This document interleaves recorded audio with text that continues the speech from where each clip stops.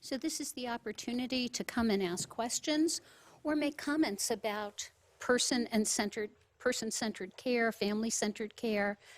We have our first question. I'm Jane Tilley. I'm with the Administration for Community Living, and the stories have been very affecting, and it sounds like a lot of work is going on in a lot of very needed areas. One thing I didn't hear folks talk about was the integration of community services when someone's dying. So if someone's dying, say, of dementia, and the a person could be in advanced dementia for, say, a year. What happens for the caregiver that can't quit, the family caregiver who needs some extra support? There may be family around, there may not be. So some of those community services, if people could talk a little bit about that, I would be grateful. So I'll be very happy to start. Jane, I want to thank you and the Administration for Community Living for the continued investment by the federal government in dementia care programs and in other evidence-based programs that are available in the community through the area agencies on aging and through the Aging and Disability Resource Centers around the country. This is an opportunity to access not only dementia services, but also respite services and other kinds of critical needs for people who are experiencing serious illness, and for those who have chronic conditions to get the supports that they need in the community, even things like Meals on Wheels and nutrition support. I don't know if others would like to add to that. I'd just like to add that both the stories we heard here were families of means who could pay for the care that they needed at home and were connected in important ways. So that's the first thing. The second thing is that I was very struck by Rick's comment about how Blythe and her husband lost Cameron before they lost Cameron because of all the seizures and the anti-seizure medication. So the person disappeared. So dementia is that stretched out over 12 years, that experience of losing the human being while they're still here. So it's a whole different dimension of suffering, not only for the person living with the disease, but especially for those who love them. While there is the Agency for Community Living, the reality is that we pretty much abandon people, that because what gets paid for is hospital care and ambulances and short-term home care, and if you are predictably dying, hospice, and the great majority of serious illness, people are not dying, they're not predictably dying, they're not hospice eligible, and you're pretty much out of luck other than that, unless you have money. And that's the truth, and it's appalling. And the attempt to fix that through the Class Act and the Affordable Care Act foundered on people's unwillingness to collectively invest as a society in our collective future care needs. And we're still seeing that ideologic problem in our society continues to play out. So there is, maybe my generation, the baby boom generation, will be a political force that will be sufficient to put some demands on government about what happens to us when we're not in the hospital, when we're not calling 911. But that is, the number one gap, I think, and the little bits of pieces of things that are out there are totally unreliable and under-resourced, I would say, at this point. Question. Hi, actually it's a question and a comment. My name is Terry Altilio and I'm a social worker. So I did want to just validate what Diane has just said. We have so many people who have no continuity of relationship. That is ideal. but many, many of the people that we take care of will never have the continuity of physician relationship that we saw so beautifully described today. So we have to figure out ways to build continuity for folks in settings that have no continuity. Which also brings me, Karen, when you talked about meaning taking, I thought about the institutions that we are wandering around and trying to sustain and create meaning and values that we feel proud of. So when you said meaning taking, I totally associated to institutions and to the forces of good people who are really, really working to do good work and trying to do good work. But on a daily basis, I think we all have to struggle not to lose meaning and not to let these institutions, the politics of it, to take meaning from the work that we do and figure out very creative ways to restore meaning for us. So I needed to say that because I couldn't believe how I just immediately associated out of the spiritual, religious realm to institutional meaning taking.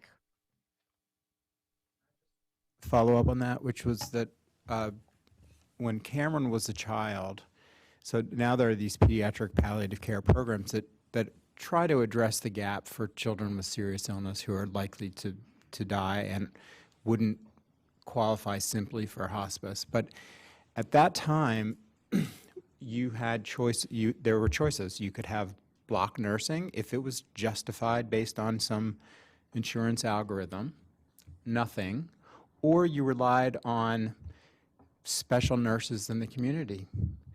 You relied on special nurse managers in the community. You relied on special physicians in the community to step forward and do that. And I think it's important for us to notice that, but also to notice that these are people that step outside of the sort of system and distinguish themselves probably in many ways in their careers, but in this gap, there are plenty of people who, as a matter of their own character, step into this space. And I just want to acknowledge them because I do think that they touch a lot of lives. We're turning to the other microphone. So I'm Marion Grant from CTAC, the Coalition to Transform Advanced Care, and I wanted to thank you all for a really moving and powerful presentation on primary versus specialty palliative care. This was not my expectation, but I also wanted to share with you something that I recently encountered that I found enormously encouraging. So a couple of weeks ago, I was at a symposium that the Lehigh Valley Health Network had on palliative care. It was all about primary palliative care, and 150 people showed up, which was many more than they expected, including like 30 who showed up that morning. So we spoke in front of a filled auditorium on this topic, and when we asked people to raise their hands, most of them were not palliative care providers. So I thought, it's happening. The other thing that was really encouraging was I met one of the fellows at Lehigh Valley that day. She's a primary care physician.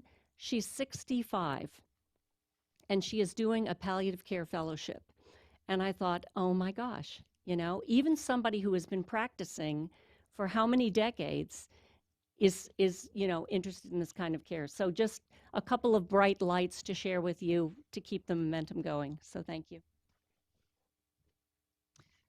Hi, thank you very much. I'm Gwen Darien from the National Patient Advocate Foundation. And I was sitting there listening, and Ms. Lord, excuse me, because my experience is all in adult illness, being a 2-time cancer survivor, and adult cancer advocacy. But I was thinking about this notion of people not wanting to be a burden to their family. But I think the other thing we must consider is that families want to be a help to the person who is going through the illness. So 2 years ago, when I had my second diagnosis, my 17-year-old stepdaughter said, what can I do? What can I do? How can I help you? And my default was to say, I'm okay, you don't need to do anything, because I was supposed to be taking care of her. She was a senior in high school. She was living with us full time. And I realized that allowing her to help me was the best thing I could do for her and the best thing I could do for me. And so every day when she came home from school, she got into bed, she held my hand while we binge watched mysteries. And when I was better, she went back to her life. But allowing her to help me was as important as not being a burden to her, because I would have been a bigger burden to her if I wouldn't have allowed her to help me. So since this is a family and patient perspective, I just wanted to give that perspective. Am I okay? So I'm so glad you said that, because one of the things that how that connects to pediatric palliative care is that when it's the child who's sick, it's the parents oftentimes are in charge of the patient. They're the decision makers as opposed to the patient being the decision maker. And that's all about, how do I help this person? And at the end of the day, for any family member, your daughter, Amy, your daughter, my husband in the context of his father dying from Alzheimer's, and then of course he and I in the context of our daughter dying from Tay-Sachs, what we have to hold on to after is what our role was when we cared for them. So because feeling like you've done the best you possibly could in the face of this serious illness, regardless of who the loved one is what you hold on to after. It's what Susie holds on to. It's what I hold on to. It's what your daughter will, or stepdaughter will have after. I'll just add to this, because my daughter is an adult, I immediately had her take over doing my checkbook. My daughter has an accounting degree. That may sound silly, but that is a thing that is calming to her. She loves numbers, but it allows her to understand about all the things in the household. And so it's preparing her for what will be, what's needed, and it's helpful for me because I can't stand doing it. And she knows that. So she knows that she's being a help to me. So even in these, little everyday things, the ways that we can include families and give meaning to them that they're being supportive, we can also do it in ways that are helpful of a larger aim, which is making a transition to a time without us a little bit easier. And I'll just share that when we look at some of the research around this, it bears out that for those people who express a sense of meaning, it helps explain can often be a gap between what we call objective burden or demands that are placed on a caregiver and their own subjective experience of the extent to which they feel burdened. And those who have a stronger sense of meaning about the caregiver role have a lower sense of kind of subjective burden. So I think that's hugely important. Thank you for saying that. And it's crucial that we know that there's a huge variety in the coping strategy and resources of the people who are in that role of caregiver. And for some people, they are able to meet those demands and adapt to it. And for other people, those demands become overwhelming and they have a difficult time marshaling resources to meet that. And there are lots of fancy measures that can help us assess caregiver burden and where they are. And we've also found that simply asking the single question, do you need help, turns out that works nearly as well as asking some of those burden questions in a clinical way. We're moving over to the other side. Hi, I'm Jerry Johnson, University of Pennsylvania. I'm a geriatrician. I'm also geriatric, which means I've lived long enough to have caregiving responsibilities in addition to being a health professional and an academic. And I really appreciate how you all have talked about the challenges of the communications about serious illness. And 2 or 3 aspects of that communication, I wonder if you could elaborate on a little more. They came up in the discussions. One, which is a big challenge for health professionals, I find, is admitting that persons are dying. That's a person with a serious illness is actually dying. Not necessarily trying to say what day and what minute, but that they are. I think that's important, and you can comment if you don't, because it helps frame trade-offs that can occur. I'd also like you to comment about how you, in communicating with patients and their families, explain what they're getting when you offer, or when we offer palliative care. The word palliative, we do a lot of work, my colleague and I at Penn, in the community, and particularly in the African American community. I find the word palliative care comforting to me, and everybody wants comfort no matter whether they have the flu or anything. There's no time when you don't want comfort. So, but patients ask, so you're offering me what, or you're not offering what? And the example of that stands out for me is a person that I met in the hospital when I was attending. I didn't know this family at all. She was within a few days of dying. She was an older adult. She had metastatic lung cancer. She was being offered chemotherapy, but she was delirious, had a pneumonia, hadn't been eating for about 10 days. She came into the hospital, and she really was actively dying, but no one had told her family. And I read the notes from the oncologist in the medical record, and they said in their notes and to the family that they were giving her palliation. Not palliative care, but they said they were giving her palliation. So this is an example how these terms can be confusing in the patient-client-family relationship.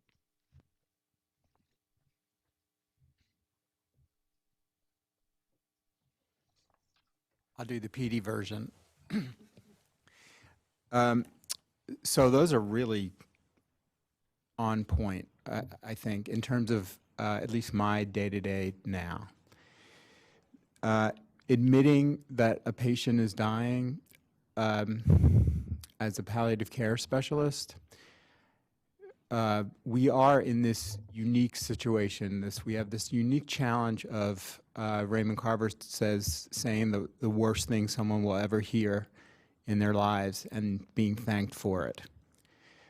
But that doesn't quite get it at as a professional skill, because I think what we're trying to do is no matter how bad the news, and no matter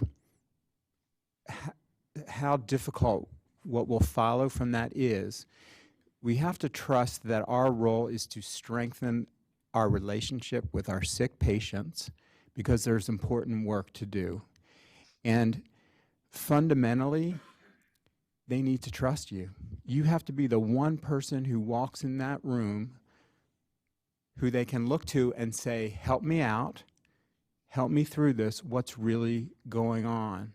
And that's kind of what animates me in terms of developing the skills of people in training, but it also animates me to take a kind of risk in dealing with patients. So it's about truth, but it's really about trust, and it's about relationships. So that's what I would say about that. Working in a hospital setting and explaining palliative care to parents, my line here is that in the face of serious illness, you have a lot of specialists, admirable people who devote their lives to a little part of the body, an organ, a lung, a kidney, a liver. But livers don't suffer, and parents don't parent livers, you know, and you need somebody who, in addition to doing everything that they can for those small parts, will step back with you and look at the whole and make sure that at the end of whatever happens, you've met your, I use the word sacred, I don't use it that often, but you've met your sacred obligation to your child to be a parent.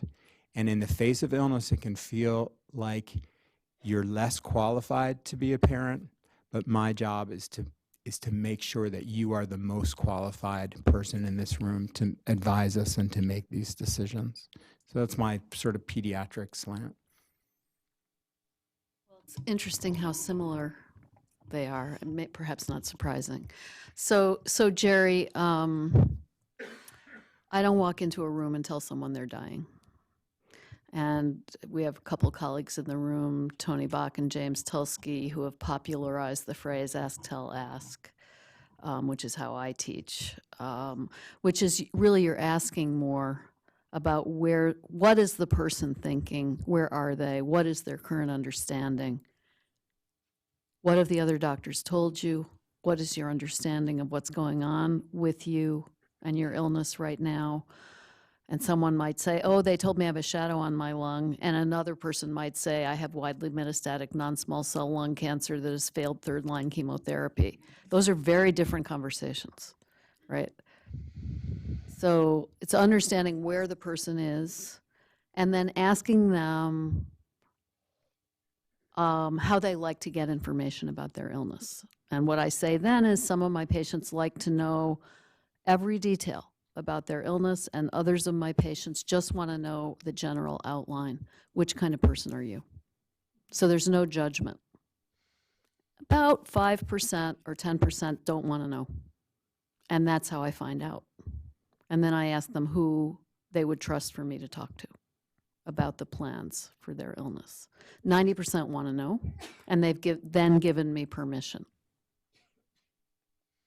to say. And then you begin with a sort of a warning shot like, I'm sorry to tell you the scan has shown your cancer has progressed, and then you stop talking. While that information is processed, because I'm not going to hear a single word you say after that anyway. What feels like a really long time to us is probably 2 or 3 minutes, but it feels endless because we're being silent, which we're not comfortable with as doctors. Silence is really hard for us, but most important. They will then ask you, what does this mean? What are next steps? How long do I have, doc? What should we do? And that's where you offer more substantive information. So it's ask, tell, ask, tell, ask. And it's a teachable skill that none of our generation, Jerry, and my generation never got during our training. So, you know, we're very fortunate. Another bright spot, piece of good news is that there's Vital Talk out there training hundreds, perhaps hopefully hundreds of thousands of clinicians how to do this. We were all really well trained what to do with crushing substernal chest pain. I mean, we all know immediately what to do. Throw 3 lines in, put the oxygen on, draw the enzymes, give the aspirin. You know, nowadays it's probably thrombolytic, but in my day it wasn't. Anyway, and that was just reinforced and reinforced and reinforced so you don't have to think about it. These communication skills should be taught in exactly the same way because every clinician needs that skill. So we have a long way to go for that to be the standard of medical education and competency assessment, but that's where we need to get. So that's on the first question. The second question is, how do I describe palliative care? First of all, I usually say your doctor asked us to come in to see what we could do to help improve your quality of life. We're here to provide an added layer of support. And that's audience, research, tested language that is understandable, meaningful, and valuable to regular people. So it's not about what we're not going to do. It's about what we're going to do. And, you know, we're here, we're coming alongside your regular doctors at their request to provide an added layer of support and help maximize your and your family's quality of life. Then they start talking. So we're going to turn to the other side, Ziad.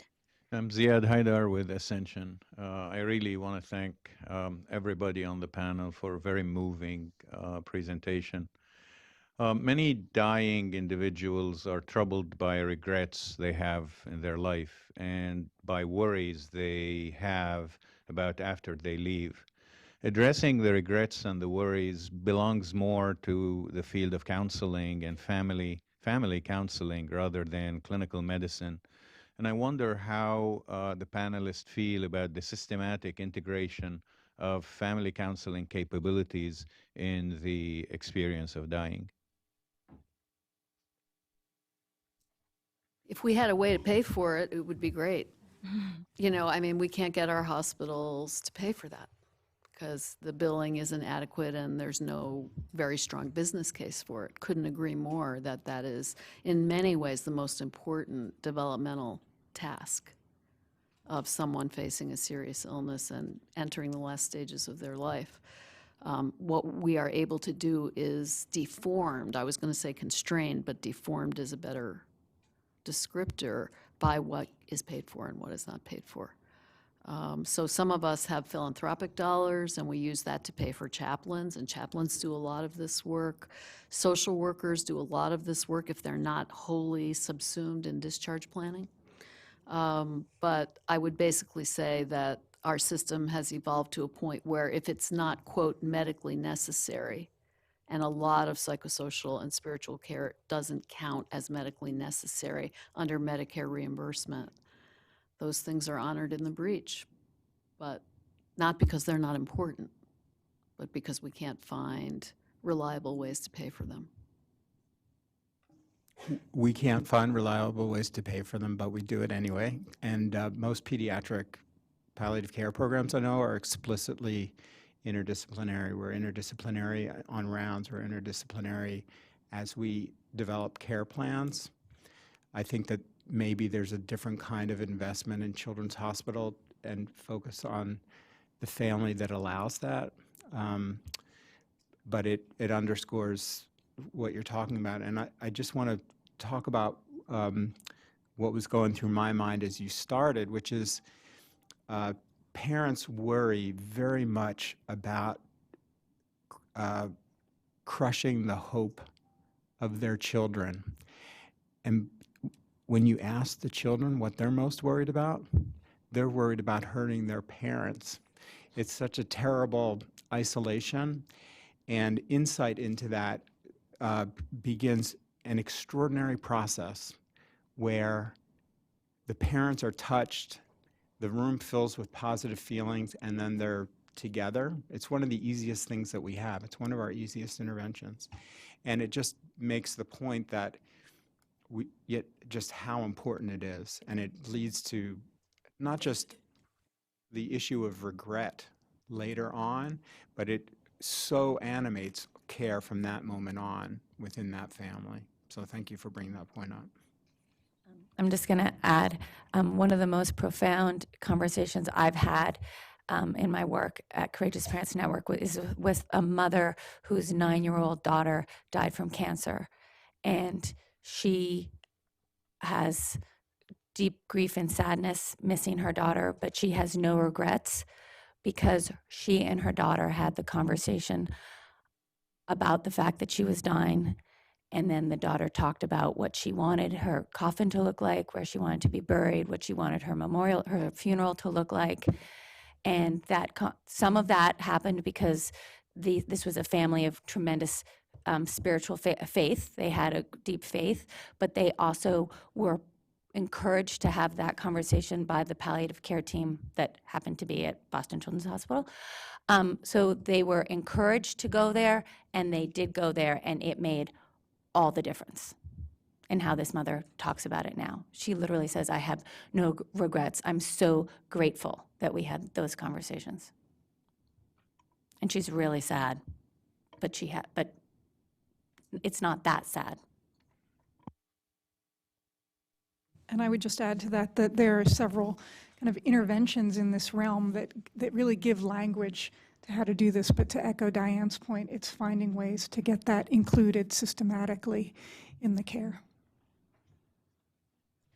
Philanthropy is a frail reed, I would just say. I mean, most palliative care teams do it, but they do it by scraping it together, not because they can get paid for doing it or because it's supported by their institution. And we have time for one last question, if we can keep our answers succinct. We're on this side of the room. Thank you. My name is Melissa Williams, and I'm with the National Patient Advocate Foundation.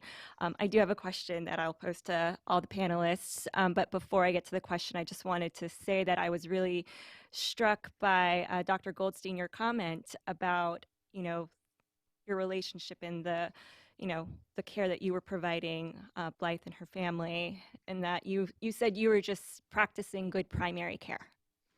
And, that's great. And I think I also heard it from Dr. Meyer, where she just felt that she needed to come in and, intervene because Doug had very disjointed, uncoordinated care, and you felt like you just had to,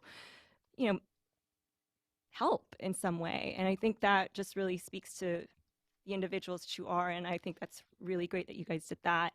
But I wanted to also say that I think of the stories we heard, you all, you guys are all practicing what the title of this workshop is, and that is to integrate the patient and caregiver voice into serious illness. And so I guess my question is, like, what would you recommend to all of us here in the audience and in our various roles? Like, how could we continue to do that from where we stand?